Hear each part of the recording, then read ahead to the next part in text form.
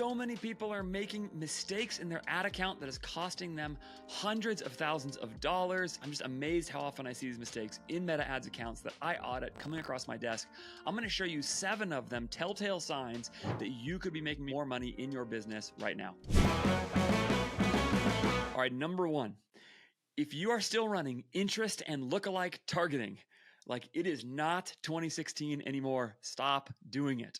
Meta Ads actually tells you that interest and lookalike targeting on your ads is essentially a suggestion at this point. You can look in your ad account setup, at your ad set level setup. You'll see a couple little notes that say Meta may go outside of the interest setting that you are applying or the lookalike setting and expand our audiences to beyond this. What they're telling you is that they're going to ignore your interest selection and your lookalike selection if they think they can make you more money by going outside of that. And the thing is, they can. The idea of interest and lookalike targeting was definitely how I built every ad account for a long time. Like in the old days, it was the first ads you run are to 1% lookalike, and then you go out from there, and then you do interest targeting and whatever. And that worked. But what Meta has done is basically moved that kind of thinking into the creative itself. And so now, according to Meta themselves, according to every ad account I run, instead what you do is you set your targeting broad. I mean, you literally can go like 18 to 65 plus men and women, set it to everybody. There's some times where there is a reason to set an age or gender exclusion based on the product, but not really on a performance level. Don't do it because you think you're going to perform better there. Do it because your product literally doesn't apply to somebody in a certain age or gender. In any case, besides that kind of possibility, what you do is you just set the targeting broad, excluding past customers probably. I'm going to talk more about that in a minute. But at the level of interests and lookalike, trying to narrow that prospecting audience, stop doing it. Mostly because it is a waste of your time. It is muddying up your ad account. It's probably not necessarily hurting you that bad, except that usually what it means is that if you're doing that in one ad set, you're doing it in lots of ad sets. And so you're building your ad account with the same ad in a bunch of different ad sets with different targeting. But here's the thing, Meta is ignoring your targeting. So all you're doing is just taking one ad and taking the learnings from that ad and spreading them out across a whole bunch of ad sets and adding volatility to your spend. Instead, target broad and let Meta do what it does, which is rebuild its own lookalike targeting based on how people respond to the creative. That is how it works now. So you run an ad, Meta gets engagement signal from its users about how people are responding to your ad, and then Meta builds a ad level lookalike audience and distributes your ad according to that, basically, right? It's not going to show you that, but that's what it's basically doing, right? So if it serves your ad to 1,000 people and some subset of those 1,000 people consistently respond to your ad differently than another subset, and maybe they're defined demographically or by gender or whatever, Meta's going to take that ad and then scale it out, spend it out to other people who are like that audience. So the creative is the targeting. And that's one of the arguments in favor of creative variation, right? You can reach more people by generating ads that appeal to different kinds of people. Sometimes this is at the level of format. Sometimes this is at the level of message. Sometimes it's the level of style of who is in your ad, male versus female actors, age, all kinds of different things can do that. There's a bunch of different details from there that I'm not going to get into in this episode, but that's the basic idea. Target broad, let the creative do the targeting, stop fighting it by trying to test this. It is a worthless test, worthless test that is not helping your ad account at all. Number 2, if you are still running ABO, ad set budget optimization, holy cow, you are costing yourself huge amounts of money. This is probably the biggest mistake I still see people doing. Often it is paired with interest in lookalike targeting. People are taking the same set of ads, and what they're doing with those ads is they're setting different ad set budgets for each ad set. And trying to expand and trying to say, lookalike 1%, here's my ad set budget. Interest, CrossFitters, whatever, right? Same ads, both ad sets, and setting budgets separately. No. First of all, we've already talked about getting rid of your interest in lookalike targeting. Instead, the thing is, what I really want you to notice is when you set up ad sets like that, what you are doing is you're making a problem of budget management drastically more complex. I mean, I've seen ad accounts still where like one ad set budget optimized campaign, ABO campaign, has like hundreds of individual ad sets in it, right?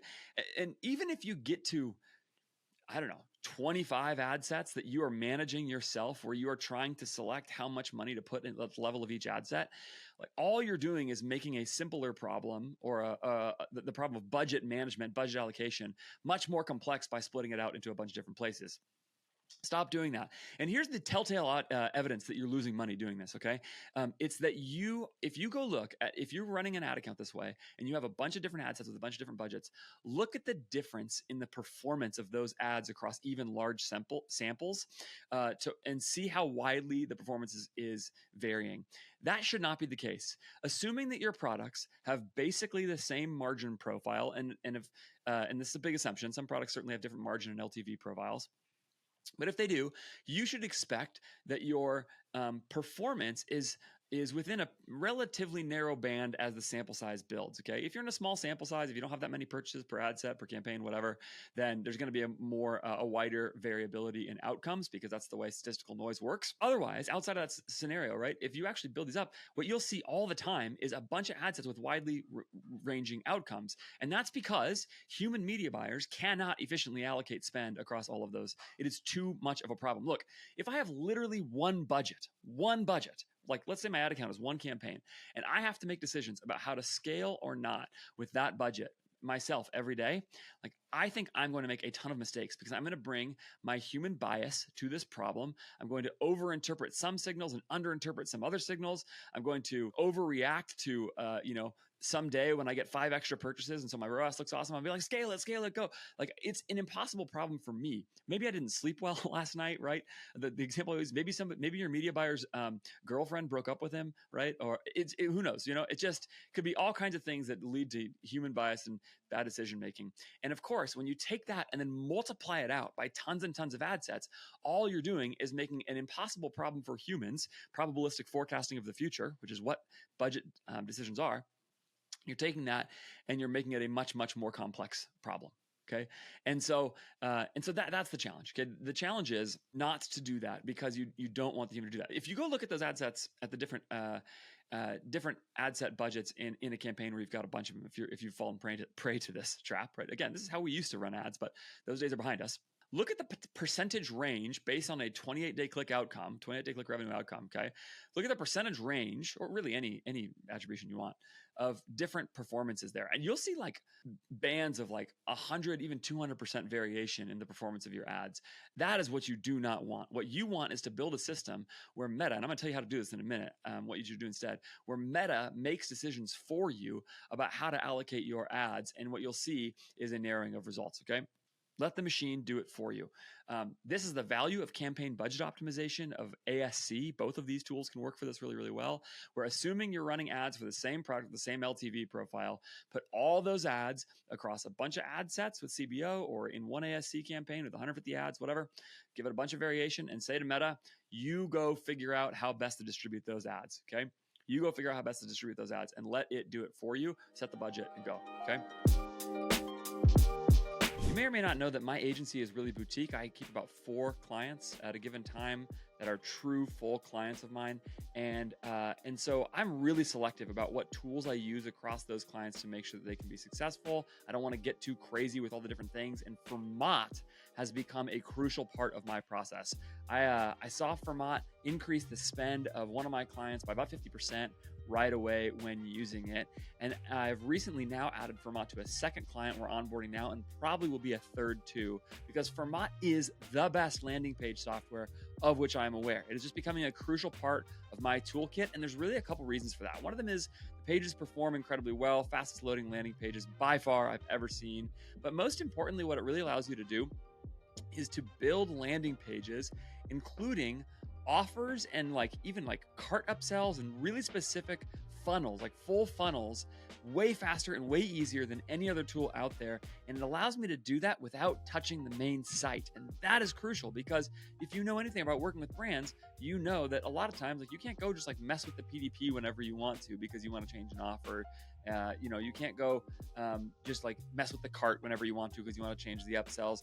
FERMAT creates this self-contained experience where a performance marketer can really do all kinds of offer and message and angle testing, concept testing, and connect those tests all the way through the funnel to any individual ad they want. The ability to duplicate and generate additional iterations of pages is incredibly easy, so you can go really fast. What we do with our client who's been using it for a while is basically any ad that starts performing, we start giving it a custom FERMAT lander and try to really narrow that funnel specifically and see if we can make that funnel go even further. It just allows me as a performance marketer to move much faster and much easier than any other landing page software out there, and it performs great. I've seen it in the data. I'm doing it with more clients. I'm a huge fan. So go to fermatcommerce.com/AF to get started with FERMAT today. It's really awesome. fermatcommerce.com/AF. Number 3, oh my gosh, this one makes me crazy when I see ads turned off in an ad account. Ads turned off. Stop turning off high spending ads. I am begging you to stop doing this. This is maybe of the things on my list, the thing that is costing you the most money. There are exceptions to this rule, and let me name them really quickly. Occasionally an ad will have a delivery error where it seems to go to a really, really weird audience, and all of the elements of the ad. Like recently I have a brand that gets like $3, $4, $5 CPCs, like really high, expensive CPMs. It works for them. It's fine. They were getting suddenly like 10-cent CPCs. Okay. Extremely CPMs and like a 40th of the rest of their account CPMs. Something was clearly broken there, but they were getting a bunch of comments in different languages on the ads. Like we went and assumed that Meta had made a bug. So yeah, we turned off the ads in that case, right? I've also seen situations where like extremely clickbaity ads where you do something crazy with the hook that is like sort of outside of the normal product. I've seen those sometimes get really, really high engagement, which signals to Meta that there's performance.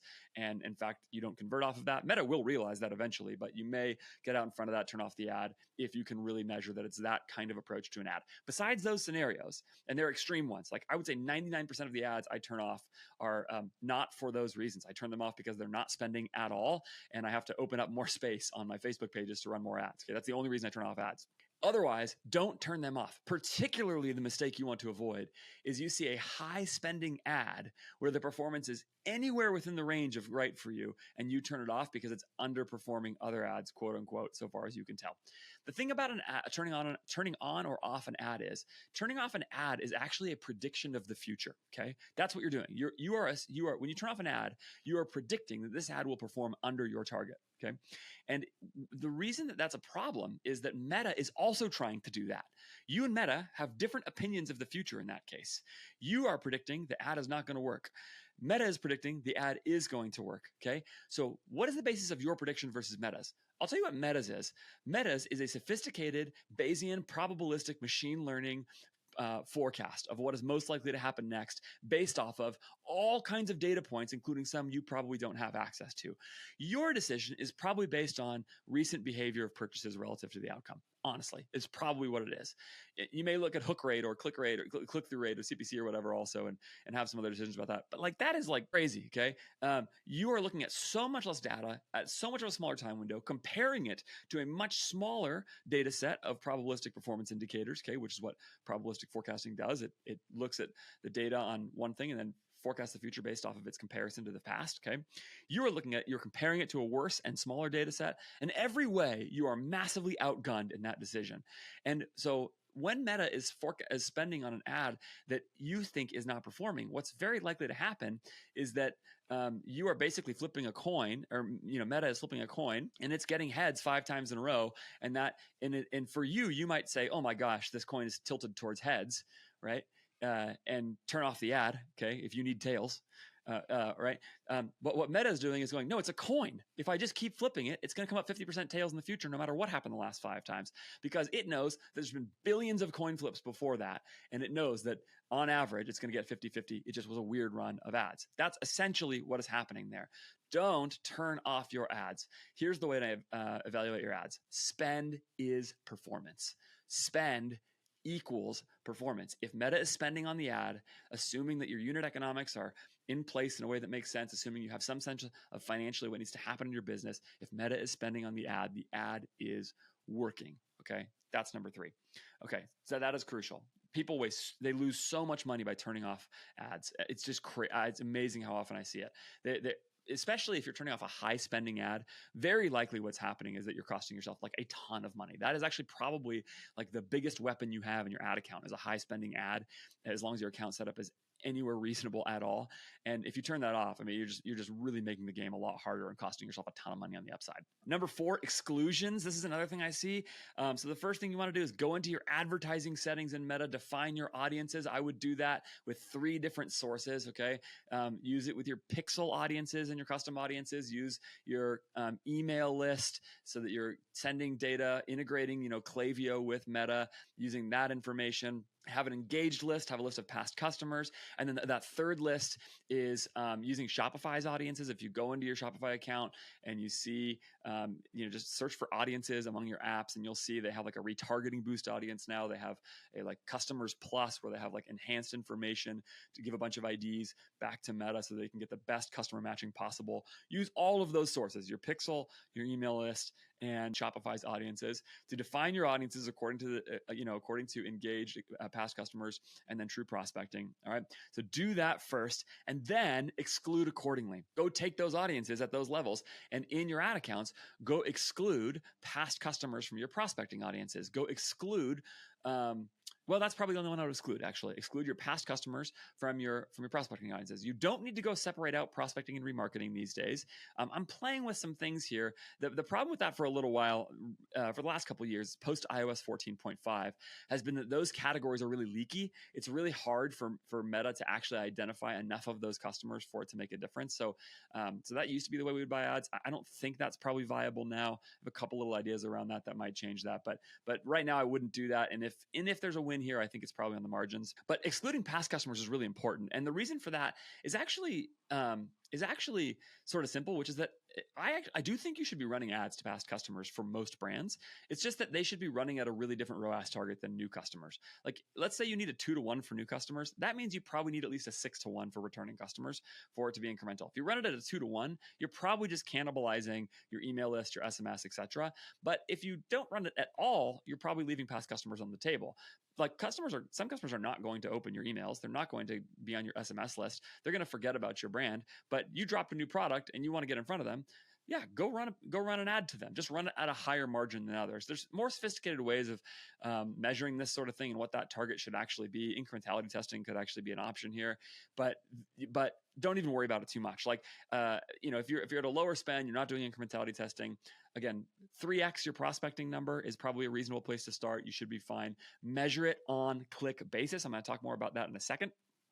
But this is the key. If you are running ads to past customers, measuring it on a click basis. And I'll say one way brands are losing money is they don't have a separate retention campaign set up, especially if you're in a category like apparel, or if you're making a lot of sort of one-time use goods that people might come back to, right? Like if I was running Ridge, okay, Ridge has a bunch of different products across a bunch of different categories, and I've got somebody who's bought a wallet from me.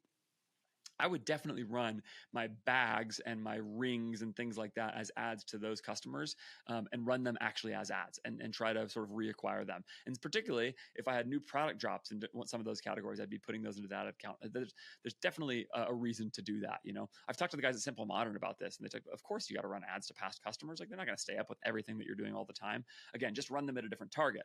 Get those exclusions set up. And once you do that, you should be in really good shape. And the reason you should be in good shape for that is now you can actually separate the measurement much more easily. The mistake I see people make is they'll look at a blended campaign. I actually had this happen for an account of mine recently. I had accidentally left out an exclusion for one ad set for a bunch of reasons. It doesn't really matter why. And when I went and analyzed that ad set, I was like, why is this ad set performing so much better than my others? And I was looking at ROAS on a click basis, and I couldn't figure it out, and eventually figured out it's because that ad set had existing customers in it. And so the existing customers were weighting the performance of the total ad set because they were just blended into it.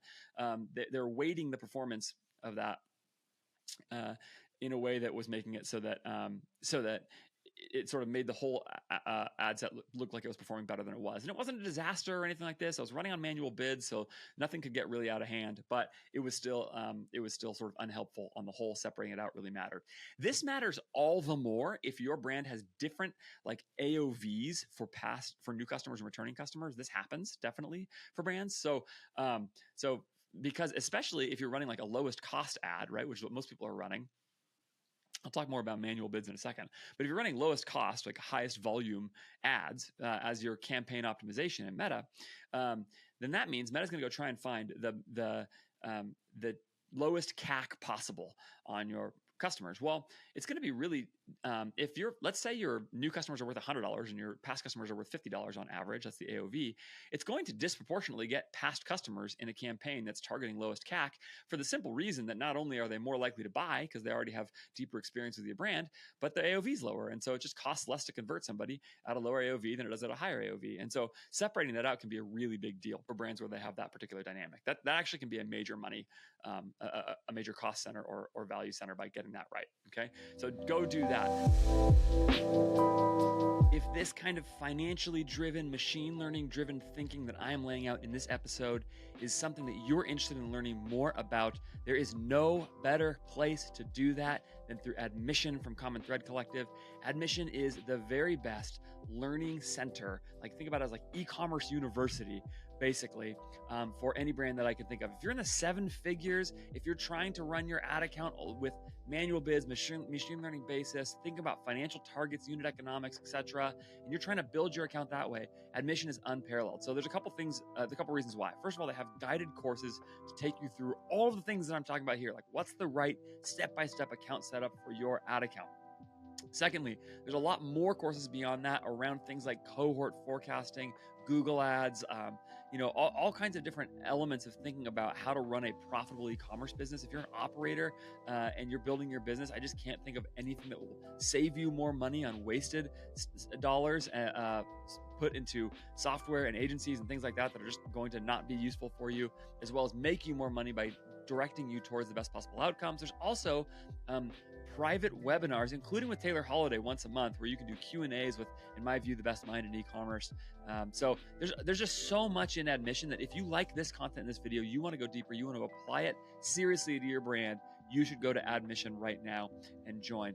On top of that, when you join Admission through my link, or just tell them that I sent you, if you can't figure that out, you will get a free coaching call and consulting call for your ad account. So what you could do is actually rebuild your ad account the way I'm talking about in this video, and then use that free coaching call with a media buyer who's really, really experienced running manual bids in their ad account, doing this kind of media buying, and they will help you take an hour, look over the shoulder of your account, and help you see where any mistakes are or not, and then optimize along the way. That coaching call alone, if more people would take that, they would just save so much money on wasted ad dollars. It's easily worth the cost of Admission. Go join it today. And on top of that, there's a 30-day guarantee. So if you join Admission, you start doing the content, you're like, this is not for me, then no problem. You jump out of there, you ask for your money back. It's no risk to you. So go join Admission right now. It's an incredible program. Go just follow the link in the show notes to this episode, whether you're listening in a podcast or watching on YouTube. Either way, go follow the link, join Admission, tell them I sent you, get that free coaching call, make more money in your business by being smarter with the information from Admission. Get the exclusions right, know who you're running your ads to, and then target both and look for incrementality wherever you can. Don't forget, by the way, that incrementality, the ultimate judge of incrementality is your bank account. Your bank account is ultimately what's going to show the difference between good and bad performance. If you are making money at the end of the day, it's working. And so there you go. All right, number 5, attribution. This can be a quick one, but get rid of view attribution. Let me make this case for you really simply. Meta has recently introduced the idea of engaged views, okay? If you think about that, the idea of a view conversion, which is somebody who has viewed your ad and purchased within 1 day of viewing it, but did not click on the ad, okay? If you think about that versus an engaged view conversion, Meta is telling you there that some large number of view conversions are not engaged, right? If there is a distinction between those two, then it means that some amount of the view conversions didn't engage with the ad at all. So why would you give the ad any credit for the purchase? Why would you do that? If people are not engaged with it, why would you do that at all? So the engaged view conversion is sort of is an indicator there that lots of view conversions are noisy. And so just get rid of them, especially if I'm fine with you running engaged view. Engaged view seems to make sense. It might give some extra signal to Meta. I don't run them, but that's not a big deal to me. It's not one of the things that's costing you boatloads of money, or whatever the title of this video says, or this podcast says. But still a big deal. So,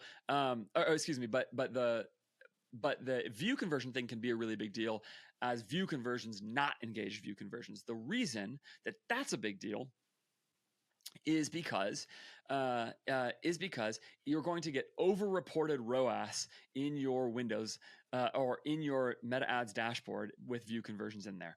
And particularly if you use manual bids, which I'm going to talk about more in a second, this is a problem. Plus, if you combine this with the lack of exclusions, now you have view conversions on existing customers who are much more likely to buy without clicking an ad anyway, right? So if you combine those things up, you're going to suddenly look like your ROAS is way better than it is. If you go to there's two tools you can look at in the ad account here. The first is in your column setup, you can click columns, compare attribution settings, and see the difference between your click and view attribution there. Or in your breakdown settings, you can look at audience segments. So search audience segments. Those two things together can give you exactly both the last thing I was talking about with exclusions and attribution, and get a sense of how different ads are being attributed across your funnel. I recently looked at an account where it was like showing a 3-to-1 in the sort of like default conversion ROAS optimization window for a brand that had view conversions mixed in with click conversions, but they also had their existing customers with their new customers. You put that all together, and what was happening was actually like at least half of the revenue that Meta was showing them generating was view conversions on existing customers. And so it was really messy, and it was a problem. The simplified way of saying all of this is new customers, click basis. You do that and show the full 28-day click window, right? You're going to have a pretty true sense of what's going on. Most likely, that's actually still underreporting the true value of your ads, even on 28-day click, most likely. But it'll get you a lot closer than anything else. So there's that. All right, measure everything on click. Especially if you have organic reach, like if you have any organic presence and you're getting people engaging with your stuff outside of the ad account, then it's even more important to get rid of view conversions, because that's going to throw things off all the more. At the end of the day, measure all of it on your AMER, so new customer revenue divided by total ad spend. Track that religiously and measure it on revenue. If you do those things and you look at the profit of your business, forecast according to the full P&L, you do those things, you're going to be in really good shape across the board here, because you're going to see what's really impacting the outcomes as you make changes. The bank account never lies. That's the key. Okay, number 6. Traditional creative testing campaigns. I'm not going to belabor this. I've put out plenty of other content on creative testing campaigns, but I see this all the time. People run new creative and creative testing campaigns where they try to analyze, they force spend to new creative, they try to analyze the results and then move that creative to scale campaigns. That is maybe the biggest cost center in your business, and I mean that. It's probably in the top 3 if you are doing that. Just look at any creative testing campaign and try to justify that expense any way you can. Like, it's just like many of them are performing at half the ROAS of your traditional campaigns. You're allocating huge amounts of money to those. It's actually limiting how much creative you can test because it's too cost prohibitive to do more. I'm going to put in the links of this episode a couple of episodes I've done on creative testing campaigns, but you got to get rid of them. It's a really bad way to run things in an ad account. Get rid of them. If you want to launch new creatives and new campaigns, I don't really mind that, as long as you launch them with a manual bid. If you do that with a manual bid, again, bid cap, cost cap, TROS, that's fine with me. I don't really care so much that you launch them in campaigns against all of your other ads, as long as there's a manual bid there, whatever. That's not really a big deal. The point is, you just don't want Meta to be able to spend on ads that are going to underperform and then justify it because you wrote the word test in the campaign name. Stop it. Stop wasting money. Let Meta decide whether or not your performance works according to the economic measures that make sense for your business. Okay. Give it those measures in manual bids and then do it. We'll talk about manual bids in a second, but again, just one more time, check the show notes for this episode and you'll see a couple of longer episodes I've done on creative testing and why I think it's such a problem and what I think you can do about it. Okay. Number 7. And by the way, subscribe to the show. If you've gotten this far into this episode, you like this content, you're going to like a lot of my content. I promise you. Just go subscribe right now, wherever you're watching or listening. It'll help. Okay. Number 7. Manual bids. This is the other big giant cost center in these plans. But like when I see businesses that are trying to scale based on their own sense of how to allocate budget each day, I'm just amazed. I'm not going to belabor this either because I've put out a lot of content on manual bids in the past. Again, I'll link some things that I think are some helpful resources here. But running bid caps, running cost caps, running TROS allows Meta to allocate budget in the ways that are actually best for your brand according to the machine learning that it has. Use that tool. If you need a $100 CAC for your business to be profitable, then tell Meta with a cost cap or with a bid cap. My preference is bid caps, but tell Meta with a cost cap or a bid cap, $100 CAC, go spend as much money as you can. It will spend more at some times, less at other times. It will be frustrating at times because it will be volatile in daily spend. But on the whole, Meta will much more efficiently allocate your dollars. This moves you away from you making budget decisions, which is the thing I was talking about earlier, and puts Meta in charge of distributing money according to the goals that you have for your business. It will also make it so that Meta suppresses your worst ads and distributes your best ads, okay, more, okay? So it suppresses your worst ads, which is really important, and it more fully distributes, amplifies, maybe is a better word, amplifies your best ads more quickly.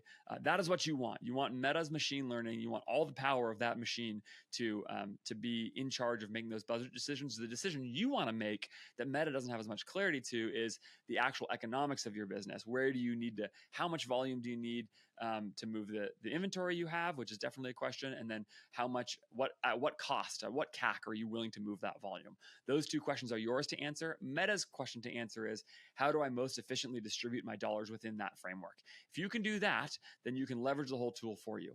At the end of the day, if I wanted to summarize everything I've said in this episode, it all comes back to one principle, which is this: who is better at making decisions about how best to allocate my dollars? Me, human media buyer, or Meta with its machine learning Bayesian probabilistic forecasting machine? Which one of those do you think is right?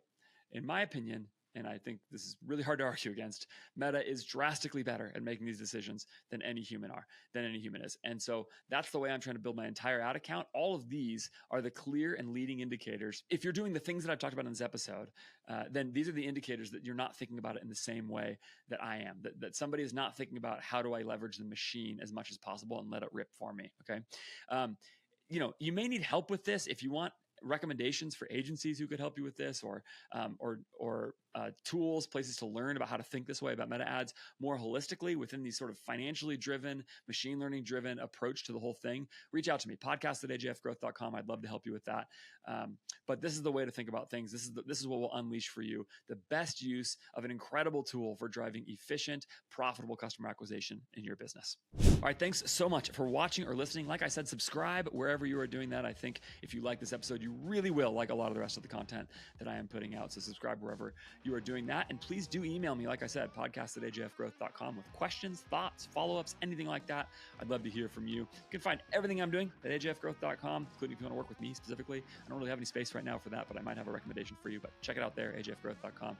And I also put out a lot more of this kind of content on X @AndrewJFerris, and in my newsletter at ajfgrowth.com. You can sign up for that as well. Just drop your email address in the footer or in the pop-up. I'll send you my 4 free essential e-commerce resources, documents, things like that I use every day with my clients that I think will help you as well.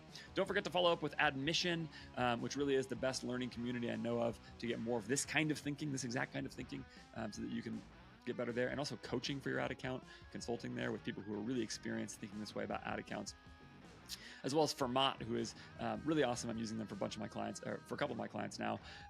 Probably going to add a third soon. Like, FERMAT's great if you're a performance marketer and you want to control funnels yourself at scale, offer test, all these things without touching the website. FERMAT's an incredible tool. Go check them both out. Thanks so much for watching and listening. I'll see you next time.